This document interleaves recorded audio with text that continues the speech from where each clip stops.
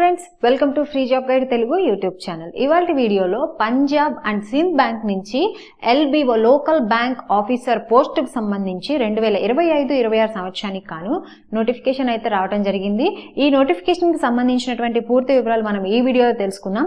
నేను మీకు already last వీడియోలో మీకు చెప్తూనే ఉన్నాను, ఎవరైతే those who are preparing for banking exams June నుంచి సెప్టెంబర్ వరకు కూడాను వేరియస్ బ్యాంక్ జాబ్స్ అనేవి పిఓ కానివ్వండి, ఎస్ఓ కానివ్వండి, క్లర్క్ కానివ్వండి, ఇంకా ఏవైతే పోస్టులు ఉన్నాయో రీసెంట్గా ఎల్ఐసి ఏఏఓ పోస్టులు అనేవి కూడా రిలీజ్ అయ్యాయనమాట. సో మనకి జూన్ నుంచి సెప్టెంబర్ వరకు కూడాను ఈ పీరియడ్లో మనకి బ్యాంకింగ్ సంబంధించి వేరియస్ పోస్టులకు సంబంధించి నోటిఫికేషన్ అయితే ఎవ్రీ ఇయర్ అనేది రిలీజ్ అవుతూ ఉంటుందన్నమాట.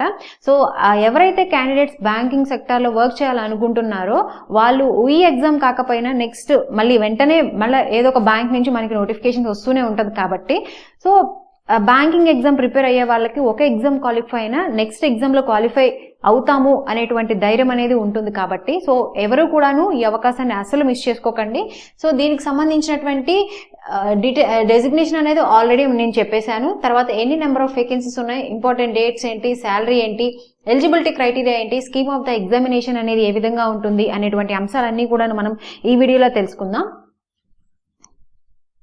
సో మీకు డెసిగ్నేషన్ లోకల్ బ్యాంక్ ఆఫీసర్ పోస్టులకు సంబంధించి ఈ నోటిఫికేషన్ అనేది రిలీజ్ చేశారు. టోటల్గా 750 పోస్టులకు కానీ నోటిఫికేషన్ అనేది రిలీజ్ కావడం జరిగింది. So eligibility criteria, education qualification విషయానికి వస్తే a degree in any discipline from a university recognized by the government of India or any equivalent. ఏదైనా degree in any discipline or its equivalent అయినా కలిగి ఉండాలి. దీంతో పాటు ఒక 18 months అనేది పబ్లిక్ సెక్టార్ బ్యాంక్స్ లో వర్క్ ఎక్స్పీరియన్స్ అనేది ఉండాలన్నమాట.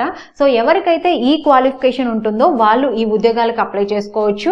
దీని తర్వాత శాలరీ విషయానికి వస్తే ఆఫీసర్ JMGS 1 సంబంధించి వీరి యొక్క బేసిక్ పే వచ్చేసరికి 48,480 అనేది ఉంటుంది. సో అన్ని అలయన్సెస్ అన్ని కలుపుకొని 85,920 రూపాయలు అనేది వీరి యొక్క పర్ మంత్ శాలరీ అనేది ఉంటుందన్నమాట. Coming to the pattern of the examination విషయానికి వస్తే రిటర్న్ టెస్ట్, స్క్రీనింగ్ ఉంటుంది, పర్సనల్ ఇంటర్వ్యూ ఉంటుంది, అదేవిధంగా final merit list, proficiency in local language, final selection. So ఈ విధంగా pattern of the examination selection process అనేది ఈ విధంగా ఉంటుంది. ఫస్ట్ రిటర్న్ టెస్ట్ ఉంటుందన్నమాట. సో రిటర్న్ టెస్ట్ ఎవరైతే క్వాలిఫై అవుతారో వాళ్ళకి స్క్రీనింగ్ అనేది ఉంటుంది. దీని తర్వాత ఈ స్క్రీనింగ్ అయిపోయిన తర్వాత వీళ్ళకి పర్సనల్ ఇంటర్వ్యూ అనేది కండక్ట్ చేస్తారనమాట. పర్సనల్ ఇంటర్వ్యూ కండక్ట్ చేసిన తర్వాత ఫైనల్ మెరిట్ లిస్ట్ అనేది ఇవ్వడం జరుగుతుంది.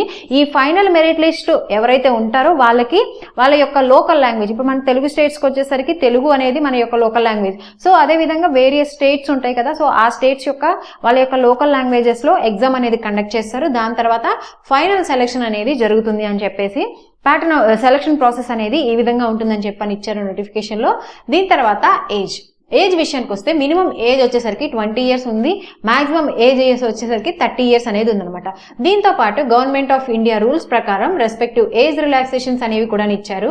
ఎవరైతే SC ST అభ్యర్థులు ఉంటారో వాళ్ళకి 5 years ఆఫ్ ఏజ్ రిలాక్సేషన్, అదేవిధంగా OBC అభ్యర్థులు ఎవరు ఉంటారో వాళ్ళకి 3 years ఆఫ్ ఏజ్ రిలాక్సేషన్, తర్వాత PWD క్యాండిడేట్స్ కి 10 years ఆఫ్ ఏజ్ రిలాక్సేషన్ ఉంటుంది. సో ఈ విధంగా ఏజ్ రిలాక్సేషన్ అనేది వాళ్ళ యొక్క కేటగిరీని బట్టి గవర్నమెంట్ ఆఫ్ ఇండియా రూల్స్ ప్రకారం ఈ విధంగా ఉందన్నమాట. సో అవే రూల్స్ అనేవి ఈ నోటిఫికేషన్ కూడా వర్తిస్తాయి. Now coming to the date of the application. Date of application విషయానికి వస్తే స్టార్టింగ్ డేట్ వచ్చేసరికి August 20 నుంచే మనకి అప్లికేషన్ డేట్ అనేది స్టార్ట్ అయిపోయింది. లాస్ట్ డేట్ వచ్చేసరికి September 4th తోటి ఎండ్ అయిపోతుంది అనమాట. ఆన్లైన్ ఎగ్జామినేషన్, మనకి రిటర్న్ టెస్ట్ ఉందని చెప్పుకున్నాం కదా సెలక్షన్ ప్రాసెస్ లో భాగంగా, సో ఆ డేట్ కూడా నోటిఫికేషన్ లో మెన్షన్ చేశారు.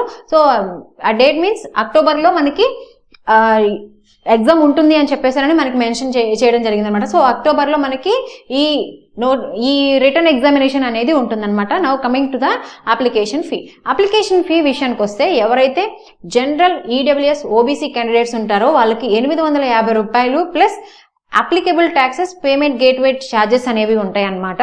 సో 850 ప్లస్ ఇంకా ఈ ఛార్జెస్ అన్ని కలుపుకొని ఎంతైతే అంత మనం అప్లికేషన్ ఫీ అనేది పేమెంట్ చేయాల్సి ఉంటుంది.